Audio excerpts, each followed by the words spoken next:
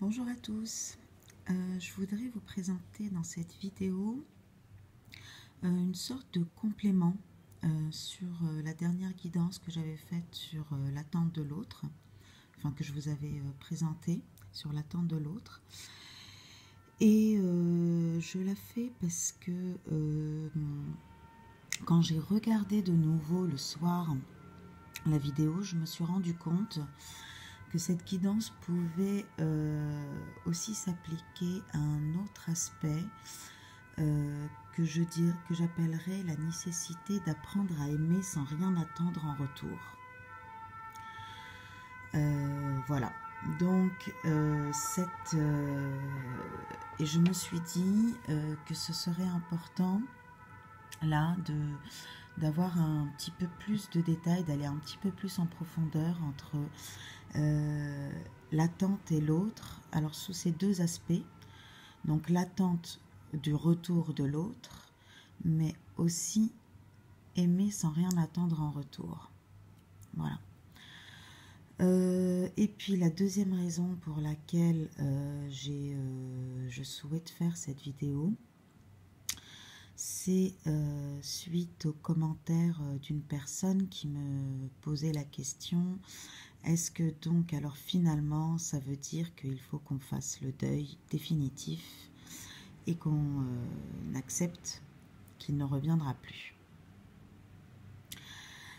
Alors, je suis absolument incapable de répondre à cette question. Surtout pour des personnes que je ne connais pas, je ne prétendrai pas ça. J'ai rencontré dans ma vie des personnes qui ont des dons de voyance. Pour le moment, moi, je n'ai pas encore développé, si je vais le développer, cette faculté-là. Je ne suis de toute façon absolument incapable de vous dire ce qui est juste pour vous. Il n'y a que votre guidance intérieure. Il n'y a que le ressenti.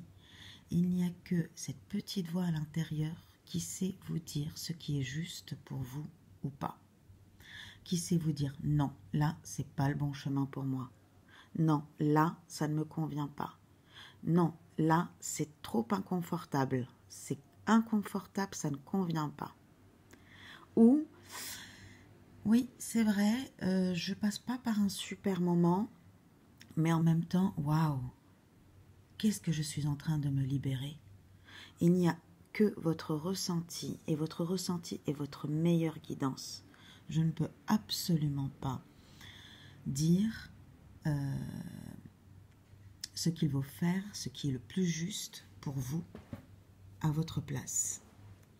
Moi, je ne fais que vous partager ma propre guidance, mes propres enseignements, parce que je pense qu'ils peuvent, en tout cas j'espère qu'ils peuvent aider, qu'ils peuvent apporter une clairvoyance, un éclaircissement, une compréhension, ou en tout cas peut-être poser la question, ou poser le doigt sur quelque chose qui doit être travaillé. C'est tout ce que je peux faire. C'est vous transmettre ma propre guidance à moi. Après, évidemment, toutes les personnes qui font des guidances peuvent vous faire des tirages et vont vous apporter des informations, des connaissances, mais sur un aspect, sur une partie, sur une information que vous devez recevoir au moment, à ce moment-là. Mais la personne qui sait le mieux ce qui est le plus juste, c'est soi, pour soi. Pareil, on peut tomber sur une vidéo où on peut tomber sur un enseignement à un moment qui peut être adéquat dans ce moment-là. Ça ne veut pas dire que après, ça le sera toujours. Ou avant, ça l'était. On peut, comment dire, il peut même y avoir des discordances entre le moment où on reçoit un enseignement et la réalité. Parce qu'il y a un temps, j'ai envie de dire, d'intégration, pour que ça puisse se manifester dans la réalité. Ça peut être par exemple, tout de suite, vous n'êtes pas prêt à faire le deuil. Tout de suite, c'est pas possible parce que d'abord, avant ça, il y a d'autres enseignements. Avant le deuil, par exemple, j'ai dû apprendre, j'ai dû comprendre, avoir cette claire connaissance sur la souveraineté de soi, qui est présentée là avec la reine de bâton. Pardon, elle était à l'endroit. C'est celui-là qui était à l'envers. Mais il est possible aussi qu'on vous indique vers où vous devez vous diriger ou ce qui va se passer dans la suite des événements, j'ai envie de dire. Quelque chose comme ça. Mais de toute façon, dans tous les cas, quelle que soit la guidance qu'on écoute, l'unique guidance qui est la plus adéquate pour nous, c'est notre propre voix intérieure. C'est nos propres synchronicités. C'est nos propres clairvoyances, clairconnaissances. Les enseignements, grosso modo, on va évidemment avoir des enseignements communs sur ce parcours, des étapes communes sur ce parcours, des expériences, j'ai envie de dire, communes sur ce parcours, c'est certain, et c'est ainsi que d'ailleurs on se comprend et on a sur des choses qui sont délicates à expliquer, qui ne sont pas faciles pour une personne qui n'a pas expérimenté, qui n'a pas eu cette expérience-là de ce parcours, qui ne passe pas par cette expérience, c'est très difficile de comprendre ce qui se passe. Donc, c'est comme ça aussi, il faut accepter que on a des informations, on a des connaissances, il y a des choses que l'on doit, chaque chose a son temps, chaque chose en son temps. Il y a des informations que l'on reçoit à un moment donné de notre vie, nous était absolument impossible de recevoir avant parce que nous n'étions pas prêts. Et il nous reste encore plein d'autres informations que l'on n'a pas encore reçues parce que avant d'avoir ces informations-là, il faut déjà avoir acquis certaines sagesses.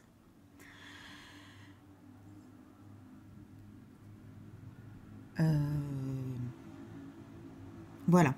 Alors, je vais revenir sur cette vidéo, donc sur l'attente de l'autre, que je vais compléter avec l'attente et l'autre. Et puis, je vais voir, je vais peut-être intervertir les titres parce que du coup, je suis encore en train de réfléchir, mais peut-être que ce serait plus adéquat d'appeler cette vidéo ici l'attente de l'autre et puis la guidance, l'attente et l'autre. Alors pour cette vidéo, je vais quand même m'appuyer sur les cartes.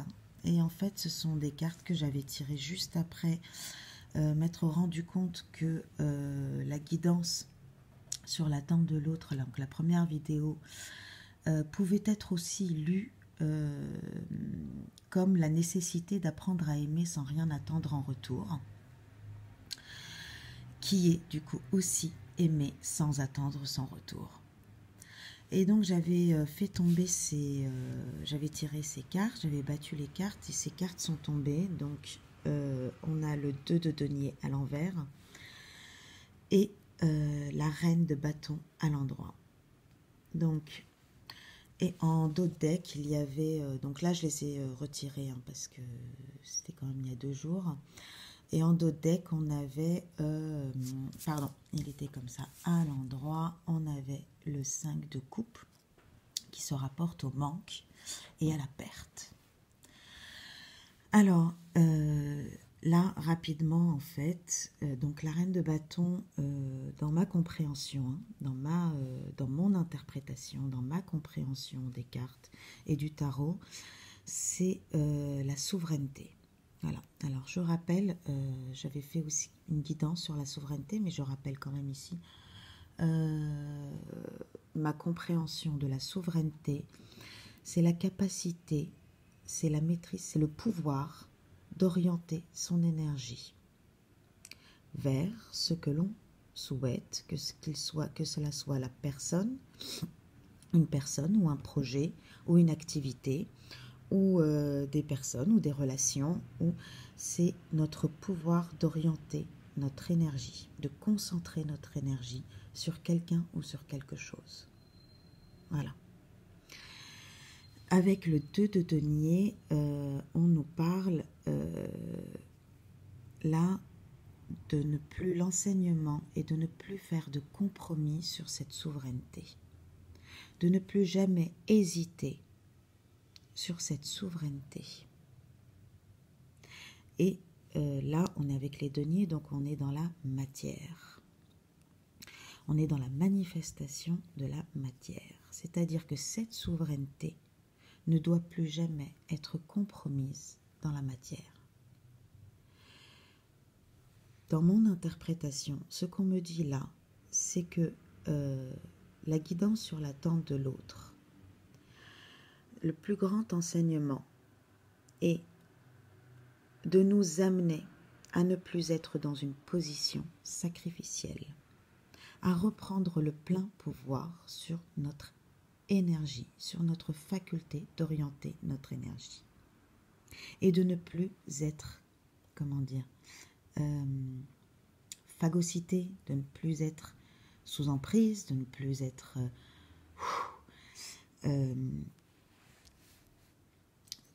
phagocyté, c'est pas mal, mais là, bon, tout de suite, je suis désolée, j'ai pas le mot qui arrive tout de suite. Et quand on dit lâcher prise sur l'attente, lâcher prise de l'autre dans son incarnation physique, matérielle, ce qu'on veut nous dire, c'est que on ne doit plus jamais hésiter, on ne doit plus jamais faire de compromis sur notre souveraineté. Elle doit s'asseoir sur son trône. Voilà. Avec donc le dos de deck, donc qui nous parle de perte et de manque. Donc, encore une fois, ça vient renverser. Il n'est plus question au stade, à partir d'un certain stade, il n'est plus question de perdre cette souveraineté. Donc, lorsqu'on est dans l'attente de l'autre, lorsqu'on est dans cet enfermement, lorsqu'on s'enferme dans l'attente de l'autre, lorsqu'on s'enchaîne et qu'on n'est plus capable, qu'on a beaucoup de mal en tout cas, à orienter notre énergie vers notre épanouissement, vers notre réalisation, vers notre accomplissement de soi dans la matière, et qu'on est complètement focalisé sur notre autre. Qu'est-ce qu'on perd? On est en train de se perdre nous-mêmes. Et ça, c'est pas de l'amour. Perdre sa souveraineté, ce n'est pas de l'amour. Donc je pense que faire le deuil, c'est dans ce sens-là. Faire le deuil, c'est accepter que l'autre parte et donc quitter, en fait, c'est quitter cette situation dans laquelle on perd notre souveraineté de soi. Voilà, je trouve ça pas mal de s'appuyer sur les cartes pour éclaircir un petit peu. Elles sont très illustratives, les cartes, surtout le tarot. C'est un oracle, c'est un outil pédagogique, un outil intuitif et de compréhension extrêmement puissant, le tarot, que je vous encourage à pratiquer. Voilà. Alors, donc ça c'est dit. Donc voilà dans lequel ce n'est pas tant en fait, partir dans la matière. C'est-à-dire que ce n'est pas tant dans la réalité, faire le deuil dans la réalité, que adopter l'énergie qui lui est associée. Il ne faut pas oublier que ce lien est avant tout un lien énergétique. Avant de se manifester dans la matière, avant de se prendre forme dans une relation, ce lien communique déjà dans la forme énergétique. que ça soit les télépathies. Moi, par exemple, j'ai des conversations. Alors, je sais pas, c'est pas des longues conversations, hein, mais c'est parfois plusieurs phrases qui s'enchaînent avec ma moitié. Énergétiquement, je ressens quand il est triste, je ressens quand il est heureux, je ressens quand il est blessé, je ressens quand il a le cœur brisé, je ressens ses désirs sexuels, je ressens. Donc énergétiquement, c'est un lien.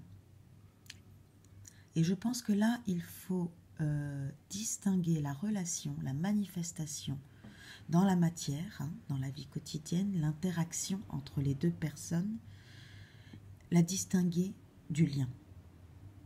Et ne pas oublier que le lien est énergétique. Il n'est pas tant important que dans la matière, de faire le deuil dans la matière, que énergétiquement être dans cette énergie de deuil. Le laisser partir. Et encore une fois, faire le deuil de l'autre, c'est accepter de le laisser partir.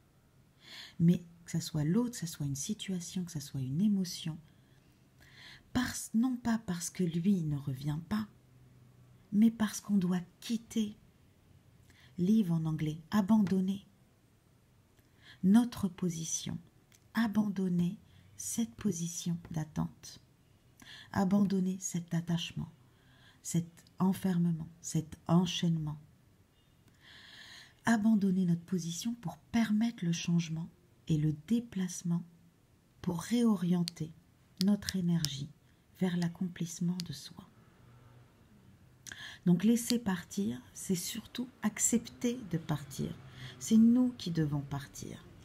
Et ça me rappelle une vidéo, je crois que c'était de Yin Lumière, qui disait que en fait la séparation, c'était une accélération, une accélération en fait des expériences de blessures qu'on avait eues. Et effectivement, peut-être que là, il y a l'idée de... On est obligé de passer par l'abandon, abandonner quelque chose. Alors, pour moi, dans ma guidance, c'était le laisser partir, abandonner notre relation dans la matière. Mais peut-être que pour d'autres, ça peut être autre chose. Ça peut être sous une autre forme. Mais, comment dire, c'est le fait. C'est le fait de laisser partir. Accepter de laisser partir. C'est aussi accepter qu'il y a, et là c'est important quand on doit faire la distinction entre le lien et la relation. Le lien, dans le lien, que l'on veuille ou qu'on ne le veuille pas, que l'on contrôle, que l'on ne contrôle pas, que l'on ait envie, que l'on n'ait pas envie, la communication énergétique se fera. Le lien énergétique est là. Il peut parfois être en silence, il peut ne pas être en silence, et c'est quelque chose sur lequel nous n'avons absolument aucun contrôle. En tout cas, pour le moment, dans ma connaissance, je n'ai absolument aucun contrôle sur le lien. Absolument aucun. Je ne contrôle ni les synchronicités, ni les vagues d'énergie qui traversent mon corps, ni nos conversations qui sont soudaines, tout d'un coup, pop. Et il m'explique, hein. Il m'explique, il me guide, hein. Il me guide, il me dit, il m'explique, il me parle. Et je ne peux pas, si on ne l'a pas vécu, je sais que ça paraît complètement dingue, mais il y a des choses, si on ne les expérimente pas, elles paraissent complètement dingues. Mais une fois qu'on les a expérimentées, on ne peut pas nier. On ne peut pas dire qu'on n'a pas vécu ça. C'est comme les expériences de mort imminente, c'est comme les spectres, voir des spectres, c'est comme entendre des voix.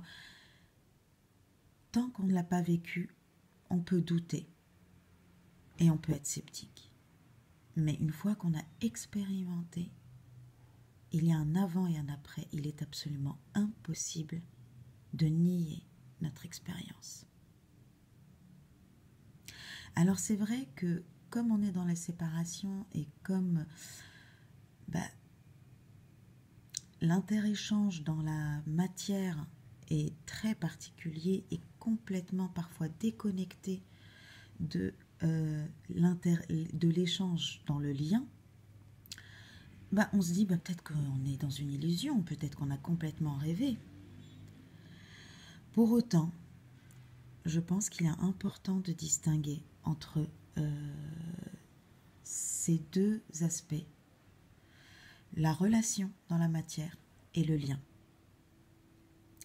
Et dans la relation dans la matière, il est, en tout cas dans ma vérité, dans ma guidance à moi, et je comprends pourquoi il m'est nécessaire de quitter, de sortir de cette attente. Non seulement parce qu'on attire ce qu'on vibre, donc ça c'était le deuxième enseignement de la guidance. Le premier enseignement, c'était sur l'amour, sur la distinction de ce qu'est l'amour, de ce qui n'est pas l'amour. L'attente n'est pas l'amour, la dépendance n'est pas l'amour, l'obsession n'est pas l'amour, le contrôle n'est pas l'amour. Et là, faire le deuil, c'est aussi accepter que l'on ne contrôle pas l'autre. Parce que lorsqu'on est dans l'attente, on cherche à le contrôler. On attend de sa part à lui des gestes, on attend justement qu'il revienne. Alors ça va faire une bonne transition avec la nécessité d'apprendre à aimer sans rien attendre en retour. Mais juste d'abord pour faire le deuil, je pense que dans cette guidance, c'était surtout faire le deuil, donc pas celle-ci mais la précédente, en tant que clé dans le sens où faire le deuil de l'autre serait quitter la pensée créatrice de l'attente de l'autre. Faire le deuil, c'est cesser d'attendre l'autre. C'est la clé de sortie de l'enfermement de l'attente, parce qu'on attire ce qu'on vibre. Donc faire le deuil de l'autre, c'est accepter de laisser partir l'autre. S'il ne veut pas être dans la relation ici et maintenant, s'il n'est pas dans la relation ici et maintenant, c'est facile à dire, mais cela ne sert à rien d'attendre. Ça, ce n'est pas de l'amour, c'est du sacrifice. C'est se sacrifier. Sacrifier sa vie, c'est paralyser sa vie. L'attente est une inertie. Dans l'attente, on ne s'accomplit pas. Ce n'est pas une situation qui nous, qui nous épanouit. Et toute personne, si on est honnête avec soi-même, on le sait tous ça. C'est pas seulement une situation inconfortable. L'attente est une expérience douloureuse qui ne nous convient pas. Et comme dans la dernière vidéo, ce parcours nous oblige, est très exigeant et nous oblige à être honnêtes avec nous-mêmes. Ça ne nous convient pas. Donc il faut sortir de là. Et quelque part, faire le deuil, c'est s'extraire à l'autre. Faire le deuil de l'attente, de l'attente de l'autre, nécessite de s'extraire à l'autre, extraire son énergie de l'autre, pour pouvoir la réorienter vers, en tout cas ici et maintenant, vers des activités, vers des aspects de sa vie quotidienne,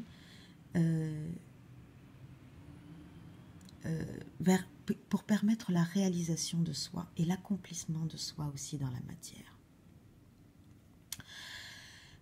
Il y a du coup, je vais faire une vidéo aussi sur l'alignement de soi, que je vous ai tiré aussi ici, que je trouve qui est très bien représenté par cette carte, par le 4 du denier du tarot de Mucha.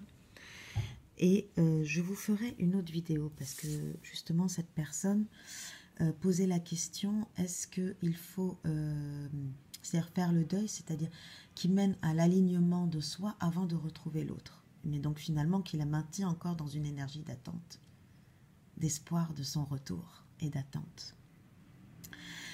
Donc je voudrais parler justement de cet alignement de soi, mais je ferai une autre vidéo avec les cartes à l'appui là-dessus.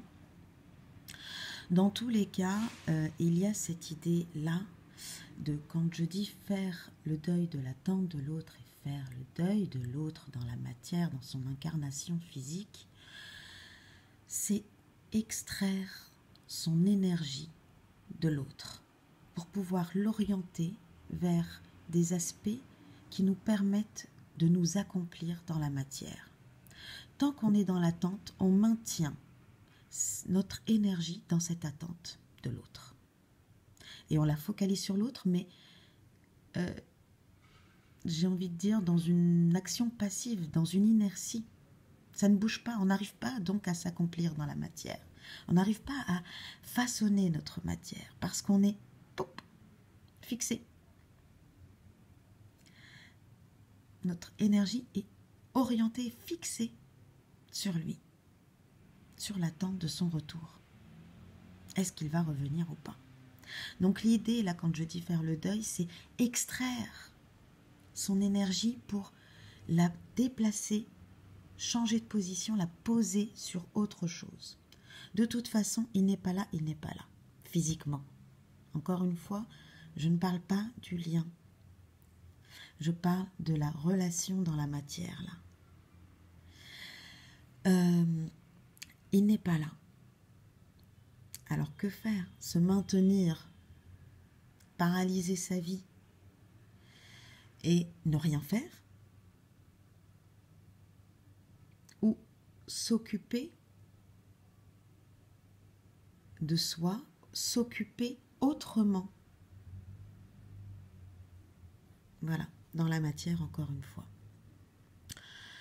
Donc, s'extraire à l'autre, c'est extraire son énergie de l'attente, extraire son énergie de l'obsession, extraire son énergie de ses dépendances.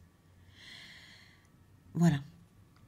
Et pour la réorienter vers l'accomplissement de soi. Elle va être un peu longue cette vidéo parce qu'en fait il y a beaucoup de choses et j'aimerais bien avoir vos retours du coup sur vous aussi, vos compréhensions de l'attente de l'autre, vos compréhensions de votre expérience et échanger là-dessus. En tout cas, je remarque que c'est une préoccupation de beaucoup parce qu'il y a eu un boom de visionnage, dis donc. J'imagine qu'on est beaucoup à être dans cette interrogation, dans ces interrogations et dans cette expérience. Et qui veut dire aussi qu'elle est quand même au moins très inconfortable pour la plupart. La deuxième chose aussi que je voudrais vous proposer avant de passer ça va pas être très très long pour le troisième volet, pour la troisième partie, mais c'est de vous proposer en fait, si vous voulez, un peu de cette manière-là, comme sur l'attente. Si vous voulez, vous pouvez me proposer un thème de votre parcours, une question, quelque chose sur lequel vous aimeriez, à l'appui de cartes, à l'appui d'une guidance, avoir plus de clés de lecture.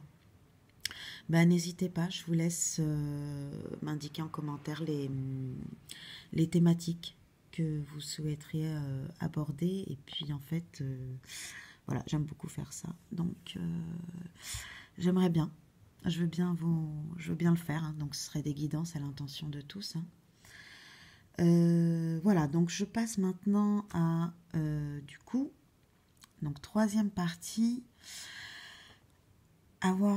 comprendre que donc cette troisième partie, je l'ai eue en revisionnant la vidéo. Je me suis rendu compte qu'en fait cette guidance, on pouvait aussi l'interpréter comme la nécessité d'apprendre à aimer sans rien attendre en retour. Je l'ai dit tout à l'heure, mais qui est l'équivalent aussi d'aimer sans attendre son retour. Si on n'attend rien en retour, c'est qu'on n'attend plus de sa part à lui le geste de revenir à nous. Parce qu'en fait, qu'est-ce qu'on a dans attendre son retour? Qu'est-ce qui se trame, en fait? Il y a une forme d'exigence. On est en train quand même de lui exiger un certain comportement. une action de sa part, un geste de sa part, de revenir à nous, de nous dire qu'il nous aime, qu'on est la femme de sa vie ou l'homme de sa vie, qu'on est, qu'il ne peut pas vivre sans nous, parce que nous non plus, c'est très difficile, la vérité, de vivre sans notre moitié. C'est très compliqué, hein, d'être en séparation. Donc, mais tout ça, finalement, c'est de l'amour conditionnel.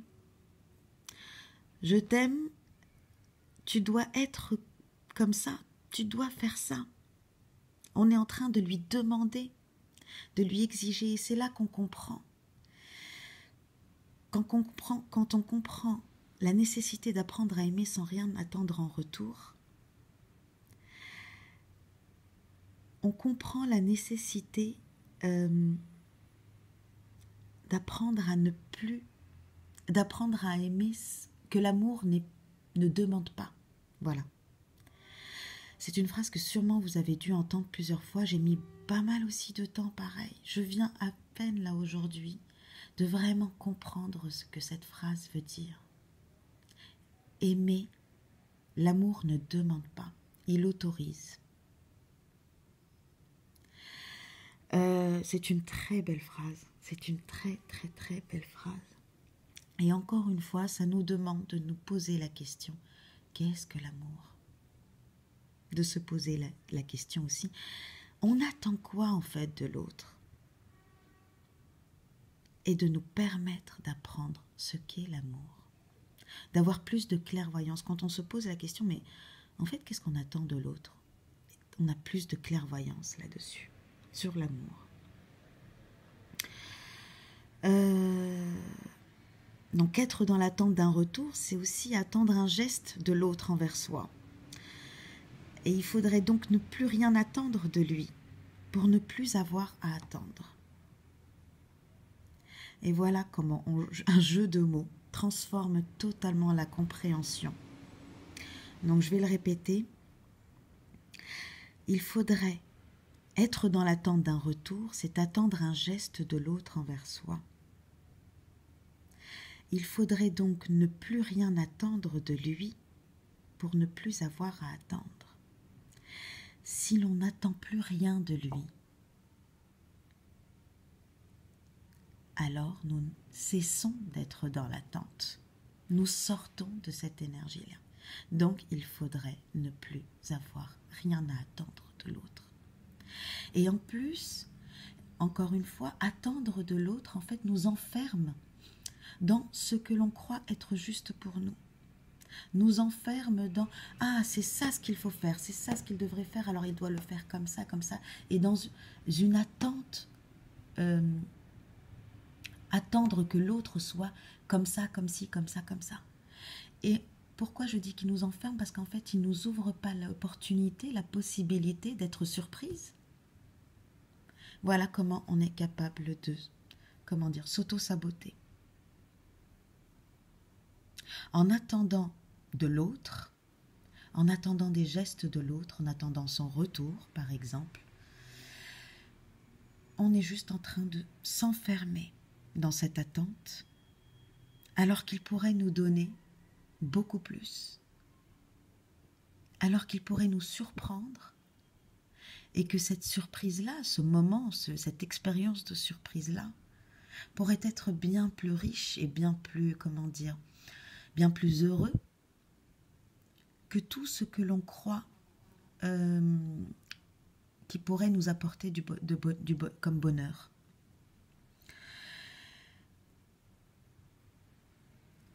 Donc,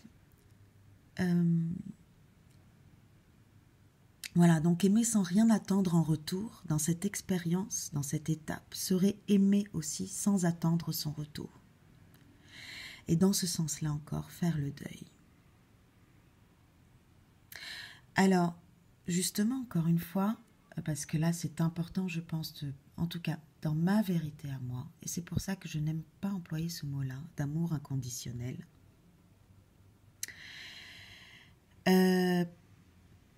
Parce qu'il faut bien distinguer justement l'amour inconditionnel, excusez-moi, l'amour inconditionnel,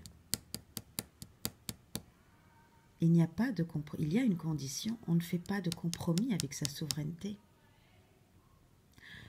Ça, c'est absolument, on ne doit pas faire de compromis avec ça. Il n'est pas possible d'être dans une position de sacrifice. Donc on n'accepte pas tout et n'importe quoi. Il ne s'agit pas d'accepter l'inacceptable.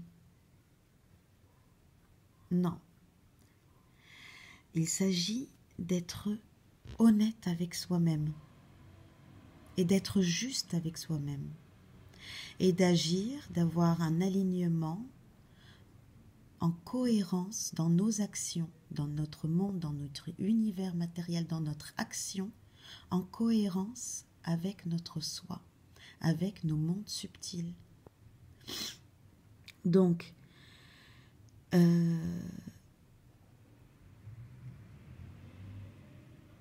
cet amour, en fait, au contraire, moi je le trouve très exigeant, extrêmement exigeant.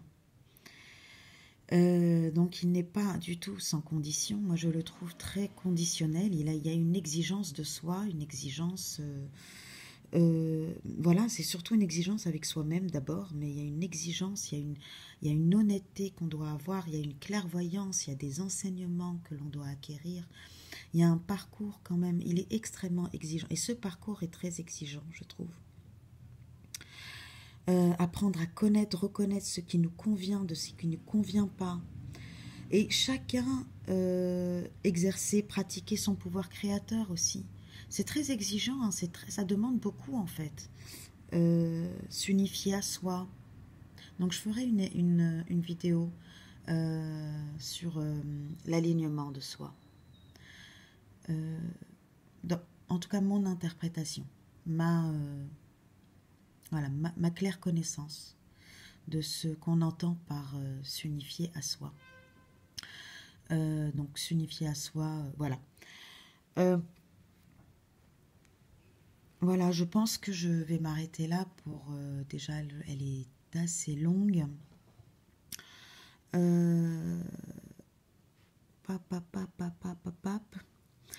Voilà, donc peut-être les grands enseignements à comprendre, hein, c'est le pouvoir créateur, hein, notre pouvoir créateur. Dans cette étape, dans cette expérience, dans cette épreuve, j'ai envie de dire, dans cette épreuve de l'attente de l'autre, il y a l'enseignement, la connaissance, comprendre, renaître avec, hein. Connaître, c'est naître avec cette connaissance de notre pouvoir créateur. Voilà. Alors, de transformer, j'ai envie de dire donc de transformer, l'idée là est de transformer notre pouvoir créateur de l'attente vers le pouvoir créateur de l'amour. Voilà. Donc comprendre le pouvoir créateur de l'amour. Mais pour ça, il faut comprendre le pouvoir créateur de l'attente. Le deuxième enseignement, donc, c'est faire le deuil ici comme clé, c'est clé de sortie de l'enfermement de l'attente, parce qu'on attire ce qu'on vibre. Donc faire le deuil de l'autre, c'est s'extraire à l'autre, extraire son énergie. C'est pas à lui de revenir ou pas, c'est à nous de partir ou de rester. Et encore une fois, si là, ici et maintenant, vous ne vous sentez pas prêt à faire le deuil, c'est que ce n'est pas le moment pour vous. Si ici et maintenant, ce n'est pas le moment, votre guidance vous le dira. Seule votre intuition, seul votre ressenti, vos émotions, seule votre claire connaissance, seul votre... Il n'y a que vous qui pouvez savoir ce qu'il y a de plus juste pour vous. Et ensuite, là aussi, autre chose qui est important à dire, c'est que ce qui est vrai aujourd'hui peut ne plus l'être demain. Ce qui vous convient aujourd'hui peut ne plus vous convenir demain. Donc on peut faire aujourd'hui le deuil, s'extraire pour pouvoir réorienter notre énergie dans le façonnement de notre matière, dans l'épanouissement de soi, dans la réalisation de soi. Et ça ne veut pas dire que demain, si on retrouve notre autre, on ne lui réorientera pas notre énergie dans l'ici et maintenant voilà, dans l'échange, je veux dire avec l'autre. Non. Il y a... en fait, la vie n'est jamais figée d'une manière définitive. Elle est constamment en mouvement.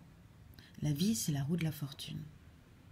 C'est des cycles, mais c'est un mouvement perpétuel. Elle est en perpétuelle dynamique. Ce qui est vrai aujourd'hui ne l'est plus demain. Ce qui était vrai hier ne l'est plus aujourd'hui. Donc, l'idée n'est pas tant de le prendre en termes de fin ou de début ou de... Non, l'idée est de le prendre en tant qu'expérience, en tant qu'enseignement, en tant que connaissance, en tant qu'apprentissage. Faire le deuil, c'est apprendre à faire le deuil. Il y a aussi quelque chose qui est magnifique dans ce parcours, c'est qu'il nous permet en accéléré de vivre des expériences qui nous... Je veux dire, c'est pour la vie. Ces enseignements et ces connaissances-là, une fois intégrés, peuvent nous servir dans différents aspects de notre vie, pas seulement amoureuse. Cela peut être dans le professionnel, dans la vie professionnelle, ça peut être dans notre vie amicale, relationnelle, familiale, voilà, dans les différents aspects de notre vie. C'est apprendre à quitter une situation, c'est fondamental dans la vie, pour nous permettre justement de mieux vivre ce changement, pour mieux nous adapter au changement, parce que la vie est un perpétuel changement. Et ça, si on résiste au changement, c'est pas très beau.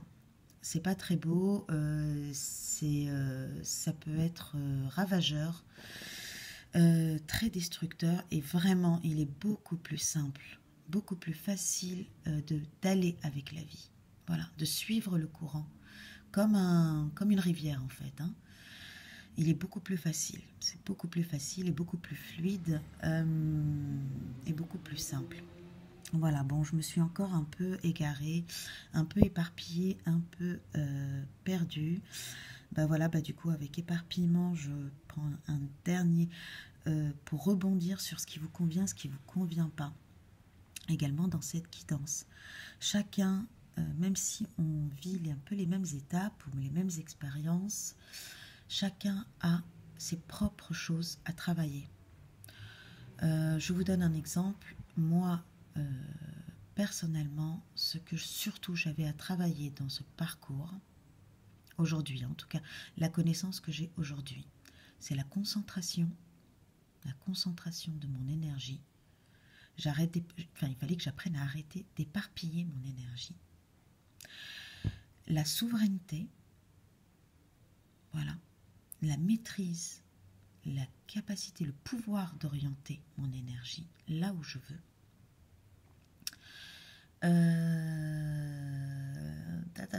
Et il y avait quoi d'autre? Bon, là tout de suite je sais plus. Bon, bref, j'y avais pensé tout à l'heure, c'est rigolo. Donc chacun a ses propres choses à travailler, même si on a plein de choses en commun, comme par exemple pratiquer le pouvoir créateur, prendre connaissance de la loi d'attraction. Je pense que c'est une des premiers durant mon éveil. C'est un des premiers enseignements qu'on m'a mis en synchronicité.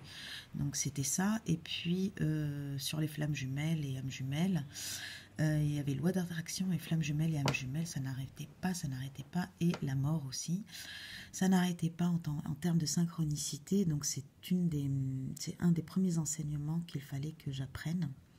Et pourtant, je peux vous dire que jusqu'à aujourd'hui, je ne pense pas encore bien maîtriser dans la matière, manifester cette loi d'attraction. Voilà, on attire ce qu'on vibre. Je suis encore en train de l'apprendre. Voilà, donc ce que je voulais dire, c'est que chacun a son propre contenu à travailler. ses propres difficultés, ses propres enseignements à avoir, à apprendre. Et pour ça, il n'y a rien de mieux qu'une guidance, que de s'écouter. Écouter son soi. C'est sa propre guidance intuitive, intérieure, émotionnelle. Les émotions sont un très bon indicateur. Ils nous disent ce qui nous convient, ce qui ne nous convient pas. Ils nous disent ce qui est juste, qui n'est pas juste pour nous. Donc, voilà. Je vais m'arrêter là. J'espère que j'ai pu bien synthétiser ma pensée, ce que je voulais vous transmettre. Et j'espère que ça va apporter que cette vidéo sur l'attente de l'autre, cette exploration, hein, comment dire, ce deuxième volet, ce développement de la première guidance, vous aura apporté d'autres lectures, voilà, plus d'éclaircissement. Et n'hésitez pas encore une fois à me dire ce que vous en pensez, ou votre expérience à vous, à partager votre expérience. Et si vous avez envie, comme les thèmes de l'attente, comme le thème de la confiance en soi, voilà, moi aussi, voilà, ce que je dois travailler aussi, c'est la confiance en soi. Voilà, et ça encore, par exemple, ça c'est quelque chose que je dois encore travailler, hein, que je dois encore façonner, travailler ça. Bon, bref. Donc, n'hésitez pas, si vous avez envie, si vous pensez à une thématique pour laquelle on pourrait s'appuyer sur des cartes pour nous donner une lecture de compréhension. Voilà, je vous remercie pour votre écoute, je remercie les abonnés, je remercie votre écoute, d'avoir regardé cette vidéo, et je vous dis à très bientôt. Au revoir, bonne journée.